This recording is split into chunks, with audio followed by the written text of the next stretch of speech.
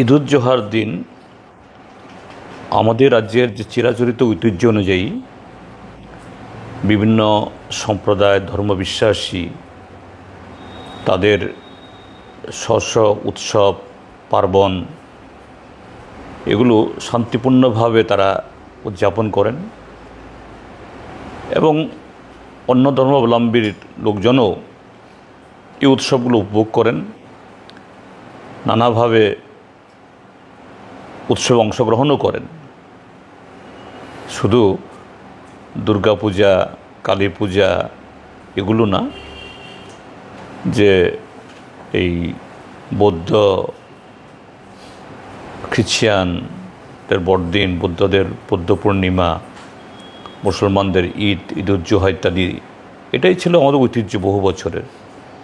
কিন্তু দুর্ভাগ্যের ত্রিপুরাজ্যে বিগত ৬-৭ বছর ধরে সে ঐতিহ্য কালিমালিপ্ত হচ্ছে এবং ক্রমশ সংখ্যালঘু যারা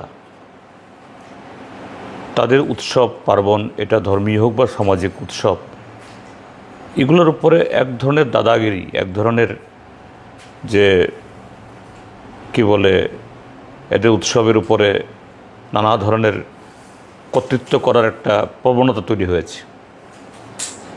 এবং দুর্ভাগ্যের হলো যে সংখ্যাগুরু অংশের তরফ থেকেই রাজ্যের বর্তমান সরকারের আশ্রয়ে প্রশ্রয়ে এই ঘটনাগুলি সেখানে হচ্ছে। গতকালও এই ঈদুজ্জোহাকে কেন্দ্র করে আমাদের রাজ্যের যারা এই ইসলাম ধর্মাবলম্বী অংশের মানুষ, তারা পশু কুরবানি করেন। আমরা যেমন পাঠা বলি দিই, অন্য কিছু করি, তারা সেরকমই করেন তাদের মতো করে।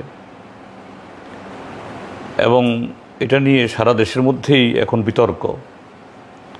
সুপ্রিম কোর্ট এই জায়গাতে কিভাবে এই কোরবানি বা তাদের রীতি পালন করবেন একটা গাইডলাইনও ঠিক করে দিয়েছেন।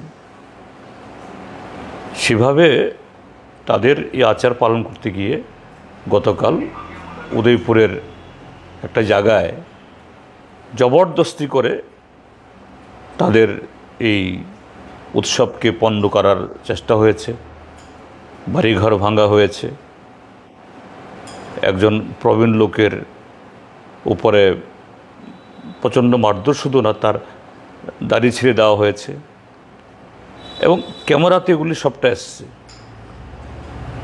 একজন পদস্থ পুলিশ অফিসারও গিয়ে দেখলাম, তিনি যারা এই ঘটনাগুলি করেছে তাদেরকে আইন বোঝাচ্ছেন যে না, এই কাজটা তাদের অধিকার অনুযায়ী করছে, এভাবে বাধা দেওয়া যায় না।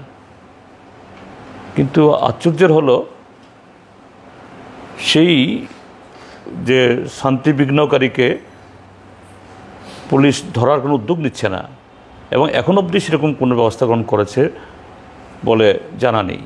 তারপর এই আগরতলা শহরে পশ্চিম কোতোয়ালি, ত্রিপুরা রাজ্যের যে সবচেয়ে আলোচিত থানা, রাজধানী শহর, এখানে এই শহরতলির মধ্যেই একটা জায়গার এরকম কিছু লোক, তারাও এই উদ্দেশ্যে কিছু এরকম পশু নিয়ে যাচ্ছিলেন। হঠাৎ বইফুর কিছু লোক, ধর্ম রক্ষাকারী, ধর্মের ঠিকাদার, এরা বাধা দিল আর পুলিশ তৎপর হয়ে সেগুলো আটকে দিল এবং কোর্টে চালান করে দিল। এই সাহস করলো না এদের কাছে, তাদের হাতে সমস্ত বৈধ কাগজপত্র সব থাকা সত্ত্বেও, যে না, কী করে অন্যায়ভাবে এগুলো আটকাবো। তো আমি রাজ্য সরকারের কাছে অনুরোধ করব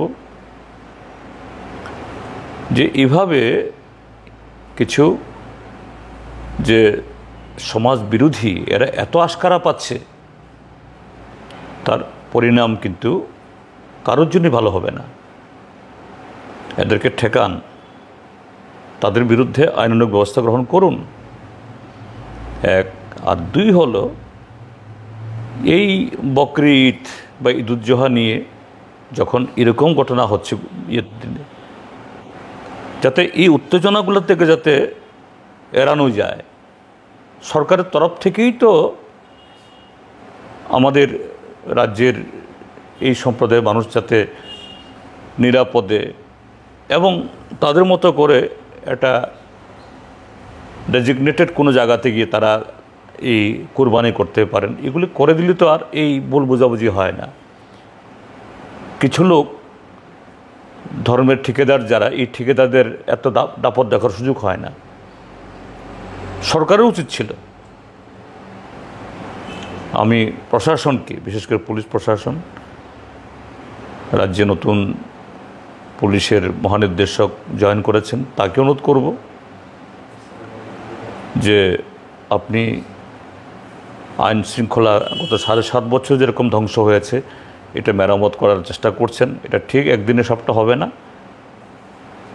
কিন্তু আমি বলবো এই যে গতকাল উদয়পুরে এবং আগরতলাতে যে ঘটনা হয়েছে, ক্যামেরাতে এদের নাম ধাম চেহারা সব এসছে, কাজে এদের খুঁজে পেতে বের করতে কোনো সময় লাগবে না।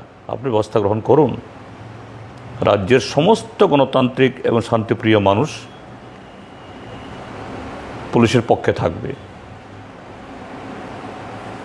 আইন সবার জন্য সমান, কাজেই সেটা রক্ষা করার যে উদ্যোগ নিন।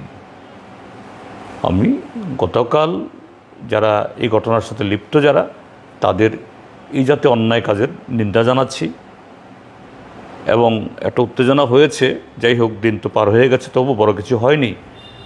এই রাজ্যের সমস্ত মানুষকে শান্তিপূর্ণভাবে, সৌহার্দ্যপূর্ণভাবে যাতে আগামী দিন আমরা একসাথে থাকতে পারি, তার জন্য সবাই এগিয়ে আসবেন, এটাও আশা করি।